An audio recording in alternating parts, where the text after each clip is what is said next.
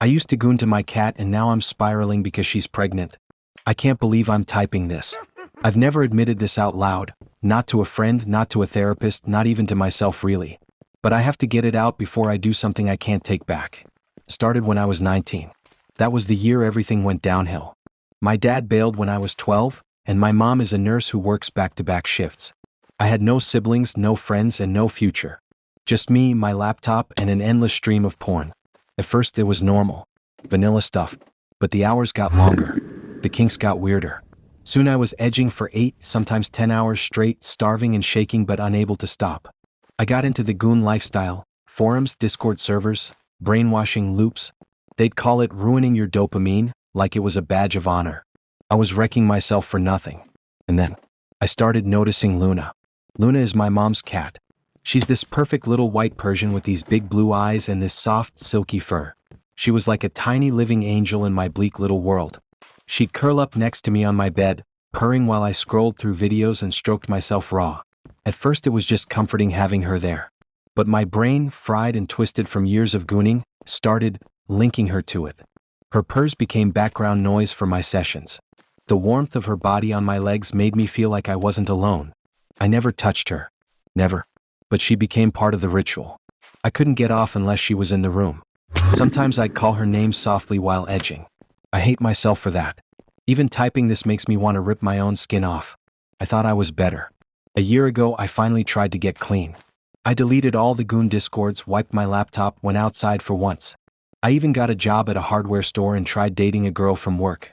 But every time I kissed her or touched her hair, I'd find myself comparing her to Luna. Her softness, her trust, her purity. It disgusted me. I pulled away from the girl and told myself it was because I wasn't ready for a relationship. But deep down I knew the truth. I'd rewired my brain. I wasn't normal anymore. Then it got way worse. 3 months ago my mom brought home another cat. A male Persian named Ash. She said Luna seemed lonely and deserved a spouse. She laughed about how they'd make cute kittens. The first time I saw Ash, I felt this wave of nausea and anger. He was sleek and gray with these smug green eyes. He immediately started following Luna around, grooming her, nuzzling her. At night I heard them. Her yowls. His low grunts. The sound of them mating over and over. I lay in my bed in the dark, fists clenched, teeth grinding, feeling something monstrous bloom in my chest. I was jealous. Not of Ash, but of her. Of them. I started avoiding Luna during the day, but at night I'd creep into the room and watch them sleep curled up together. I wanted to scream. To yank him off her. To hurt him. Then one night I snapped. One night my mom was on a double shift. I sat in the kitchen staring at Ash and he stared back like he knew. Something inside me broke. I grabbed him, stuffed him into a carrier and drove 2 hours out of town. I found a guy on Facebook Marketplace offering to take in unwanted pets. I told him Ash was free to a good home and handed him over without even asking for his name.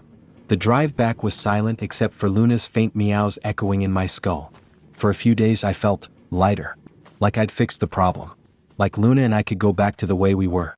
Then I noticed her belly. It started with a little roundness. Now 2 weeks later it's unmistakable. She's pregnant. He got to her before I could stop it. Every time I see her nesting, licking her swollen stomach, I feel sick. She looks at me with those innocent blue eyes and I want to scream.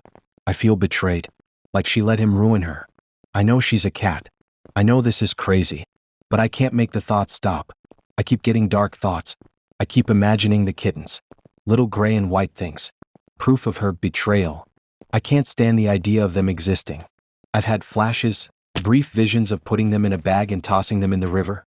Then I see Luna's face in my mind and I feel a surge of guilt so intense I almost vomit. I haven't acted on it. Yet. Then there's my mom. She's been asking where Ash is. She cries at night about how he must be lost and scared. She put up flyers. She made a Facebook post. I lie and tell her I saw him slip out the back door. She hugged me last night and said, "You've been so good to Luna. She's lucky to have you." If only she knew. I think I'm sick. I don't know what's wrong with me. I think I have a mental illness. I know this isn't normal. Normal people don't goon to their cats. Normal people don't feel jealous of a cat's mate. Normal people don't think about harming kittens. But how do I tell a therapist this? How do I say, I made my cat's spouse disappear because I couldn't handle them being together? They'd lock me up. I'm scared of myself. I don't know how much longer I can keep pretending I'm normal. I woke up this morning and Luna was sleeping on my chest. Her belly pressed against me. I felt her kittens kicking. I didn't get out of bed for hours. I just lay there staring at the ceiling while my skin crawled. I used to collect and sell period blood from an all-girls school, and I think it was being used for something dangerous. Years ago, I worked as a night janitor at a private all-girls boarding school. I won't say the name because they're prestigious and rich enough to bury me 6 feet under if they wanted to. I was a nobody back then. Divorced. Broke. No kids. Just me, my mop, and my thoughts echoing down those endless, too clean hallways. It started innocently enough, or at least that's what I told myself. The bathrooms were always littered with used sanitary pads and tampons. Girls are messy, I thought. I'd grumble and toss them into the trash. Then one night, I saw something I wasn't supposed to. This man, I'd never seen him before, was in the staff bathroom. He was tall, wearing a black suit, gloves. He was crouched over the trash can, collecting the used pads and tampons into Ziploc bags. I froze. My instinct was to shout or call security, but he looked up at me with this calm, practiced smile and handed me a thick envelope. "Easy money," he said. "If you're smart." I wasn't smart. I was desperate. For the next 6 months, I started doing what he did. I'd collect the used sanitary products, put them in bags, and store them in an old freezer in the janitor's closet. Every Friday night, a black car would pull up to the back of the school. A man in a suit, never the same one, would hand me cash and take the bags. No questions asked. At first, I didn't think about it. I just saw the money stacking up in my shitty apartment.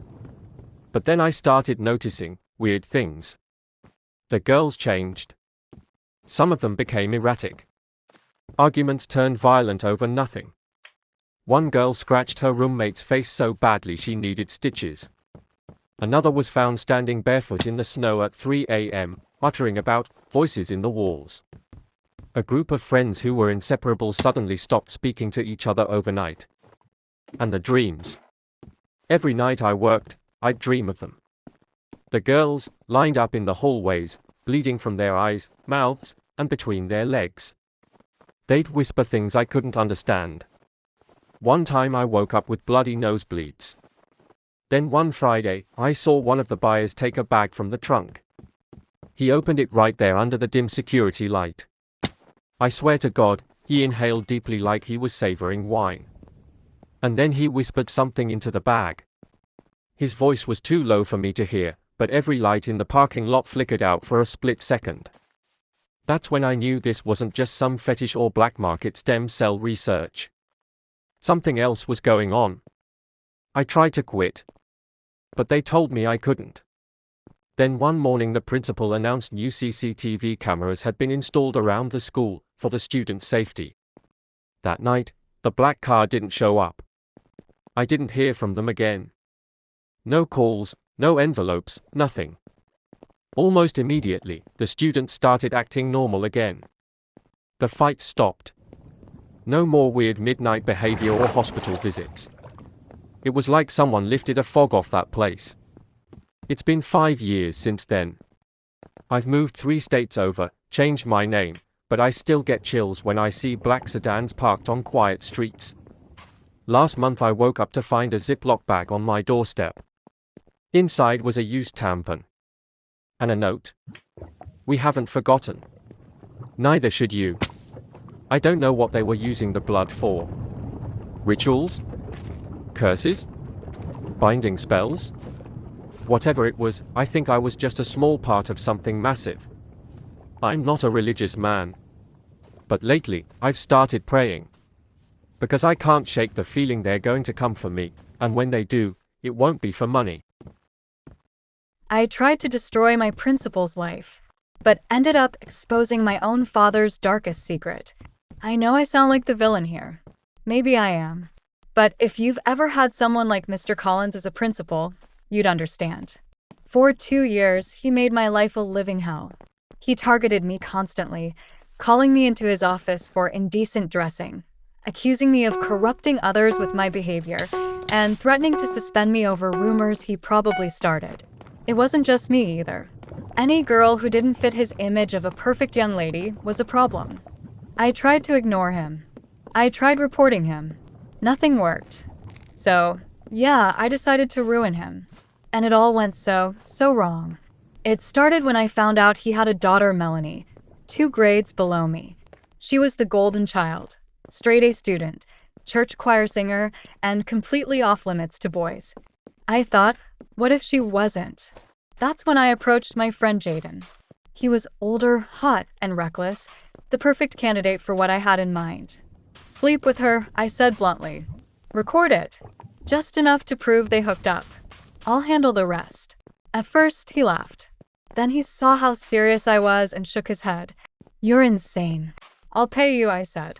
$1,500. His eyes flicked with interest. He was broke. And if I say no, then I'll tell everyone about you and Ms. Ortega.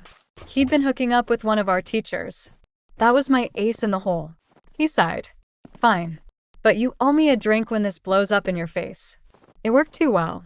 Jaden and Melanie started dating in secret. Within a month, he sent me the footage. Grainy but clear enough. Them kissing. Clothes coming off. Her laughing shyly into his chest. It made me sick to use Melanie this way, but I told myself she'd get over it. I wasn't planning to release it anyway, just enough to make Mr. Collins sweat. So I emailed him. Remember how you said I was a disgrace to my family? I wonder what the school board would think of your precious daughter's little hobby. I want an apology. A public one. Or this goes viral. The response came in seconds. You stupid little BTCH. You think you can play this game with me? Watch. Asterisk. The next morning, I woke up to my father standing at my door, red-faced, clutching his phone. What the hell is this? I froze. Somehow, Mr. Collins had forwarded my email and Jaden's video to my dad. My father, who prided himself on being a man of integrity, was livid. He demanded I come downstairs, where Mr. Collins was waiting in our living room. The smugness on his face was unbearable. She tried to blackmail me, Collins said. I'm filing charges, and I expect her expelled by the end of the week. You're not pressing anything, my dad snapped. What? The room went dead silent. Collins looked at my father with an expression I couldn't read. You'd really go there, Victor? Collins said softly. I'll burn us both down before you take my daughter, Dad shot back. That's when I realized they weren't talking about me. I pieced it together over the next week. Late-night fights between my parents. Frantic phone calls between Dad and Collins. Whispered threats about what happened all those years ago. Then I found the pictures. Old Polaroids stuffed in Dad's study drawer. My father and Mr. Collins. Young. Shirtless. Tangled in hotel sheets. Dates from the year before I was born. My stomach turned. Collins and my dad weren't just old friends. They'd been lovers. My mom never knew. And apparently, it hadn't ended cleanly. Now the lawsuit is off the table. Collins isn't expelling me. But I can't help thinking, this isn't over. I don't know what hold my father has over him, or vice versa, but they're both keeping me quiet. Jaden is furious. Melanie knows something's up. And worst of all, I can't stop wondering if my mom ever suspected. Or if I'm even my father's daughter at all. Because every time I see my dad and Mr. Collins standing too close, arguing in hushed voices, I get the feeling they're planning something. Something that involves me.